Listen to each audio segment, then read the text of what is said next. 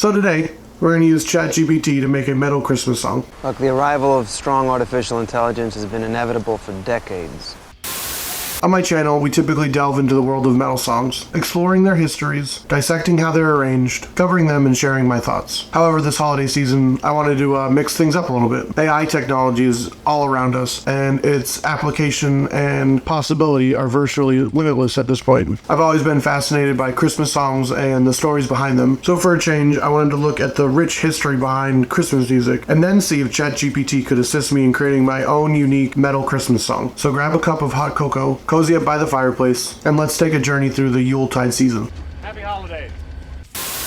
Christmas music, a time-honored tradition, carries a significant legacy. From the world's oldest Christmas hymn, Jesus Refulsit Omnium, dating back to the 4th century in France, to 12th century Christmas carols like The Friendly Beast, and the 19th century Christmas classics like A Silent Night. This genre has evolved and has encapsulated the festive spirit of the season. The 20th century introduced timeless classics like Jingle Bells in 1857, and Bing Crosby's White Christmas in 1950, defining the Christmas musical landscape. The 40s and 50s era birthed the Tin Pan Alley era, and created an iconic feel as commonly associated with Christmas music, a sentiment we cherish to this day. As we venture into the metal realm, some notable tracks surface, such as King Diamond's No Presents for Christmas in 1985, blending some classical Christmas riffs with metal vocals, Venom's Black Xmas in 1987, which pioneered the integration of Christmas themes into metal music, laying groundwork for the genre, transitioning from more somber notes like Typo Negative's Red Water, Christmas Morning in 1996, which delves into gothic doom metal and the theme of loss during the holidays, to Twisted Sister's glam metal 2006 release, Have Yourself a Merry Little Christmas. Christmas music has found an unexpected home in a lot of metal subgenres. Korn's Kidnap the Santa Claus from 2008 offers a new metal rendition of a more recent and beloved Christmas song, while Austrian Death Machine's humorous Jingle Bells infuses metalcore flair into the festive season.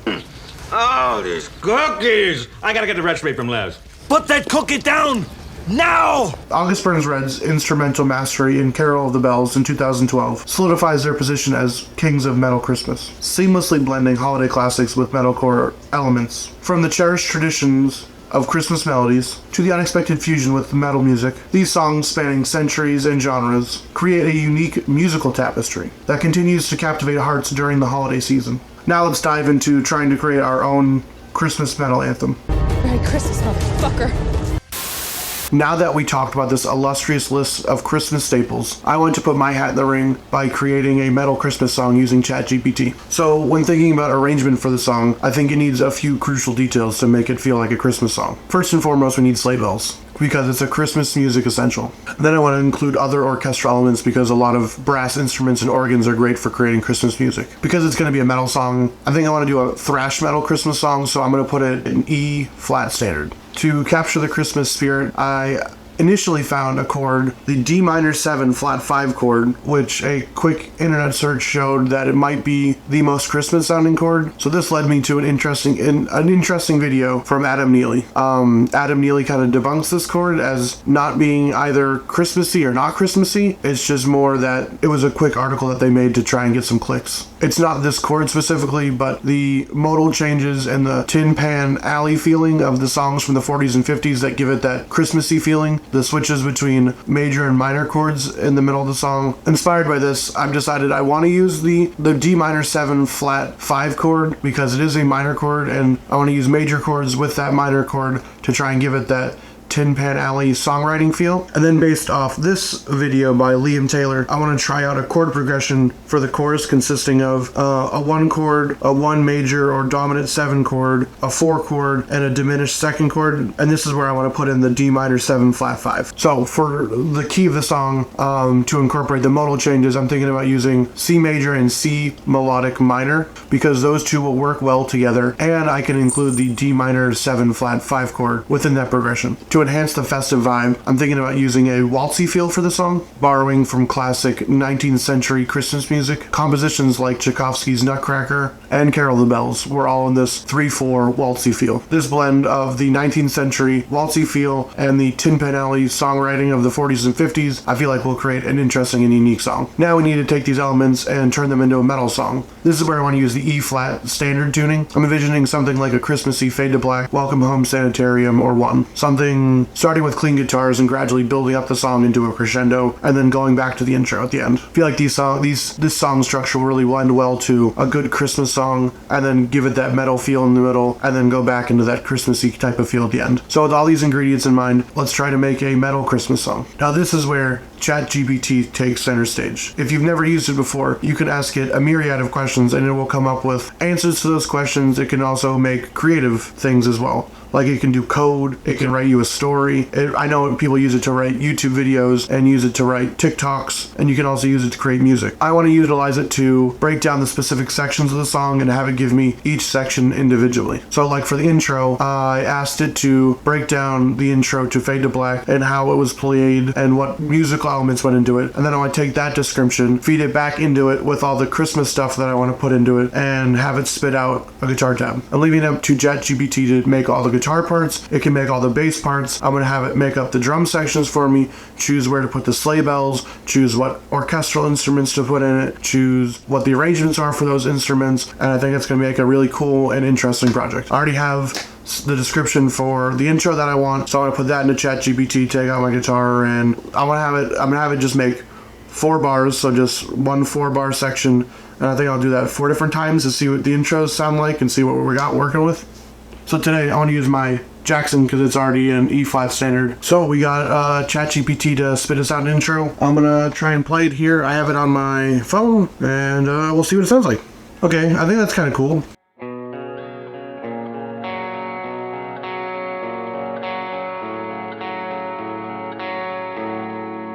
I'll see if it can spit out another tab for us. This could be interesting. It's kind of the same thing.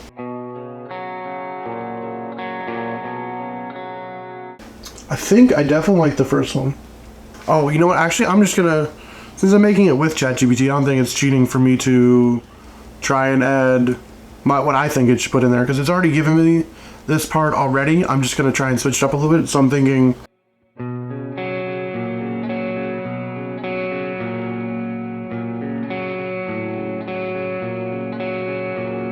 so I think the verse riff, I'm gonna do like a descending thing.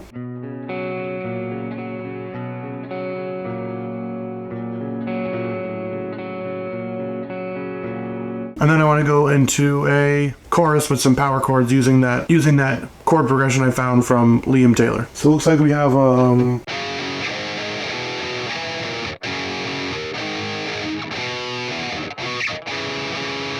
so this is what it has so far. It's which is actually a really cool chord, I think. I guess this is the D minor right here. But I think I want ChatGPT to give me something with some more rhythm behind it, so I'm gonna tell it to incorporate some open palm mutes, I think, to give it a little more flair. But I like the chord choices it's using so far. So it looks like it just keeps spitting out the same thing. So I'm gonna see if I can get a chorus, and then see if it can give me out something a little more original, or maybe try to put a lead over it, I guess. It's just a little too basic right now. And so it did spit out me something a little more complex.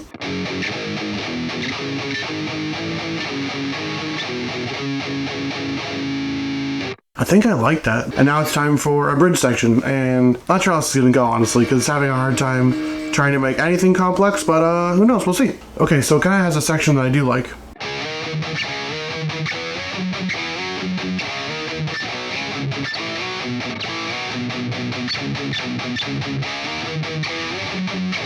I do like that. So I'm gonna see if we can build another section based off that, maybe a harmony. So I think we've gotten to about all the capabilities that I can think of for ChatGPT right now. It came up with like chord harmonies, but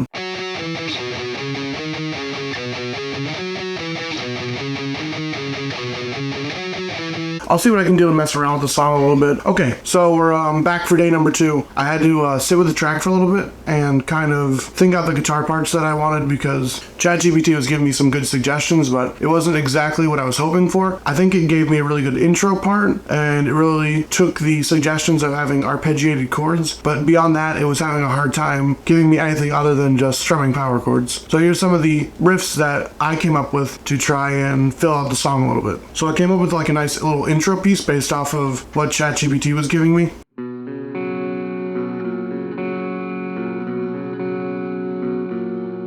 I think it adds like a nice little, makes it a nice little beginning part, because then we go into the...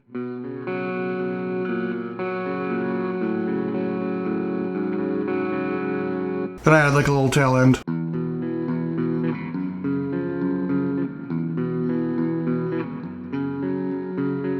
And then I've kept the chorus the same thing it gave me for now, but I think I might change it up. And then that's the majority of the song that I have now. And then I went back to ChatGPT and asked it where to put stuff like sleigh bells. I have a tubaphone, I have tubular bells, I have handbells, and a glockenspiel, I think, actually. And then it would tell me exactly on what beats and what bars to put each instrument. And I think it really worked well for that because it gave me some great suggestions. Now I just need to work on a bridge section.